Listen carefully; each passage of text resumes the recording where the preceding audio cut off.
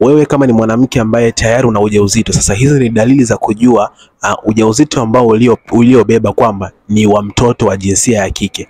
Sasa kama hujafollow account ya kisha unaifollow ili uendelee kupata tips mbalimbali ambazo nimekuandalia. Dalili ya kwanza ambayo ni kubwa ya kujua kwamba mtoto wako ambaye uko tumboni ni wa kike ni kwamba ni kuanza kupata hisia kali sana ya kufanya tendo la ndoa mara kwa mara na mwenza wako. Hii ni dalili kubwa ambayo itakuonesha kwamba wewe mtoto ambaye aliyekuwa ndani mwako ni mtoto wa kike. Lakini dalili ya pili ni kwamba ni kuwa unapenda sana kutumia vitu vya sukari sana.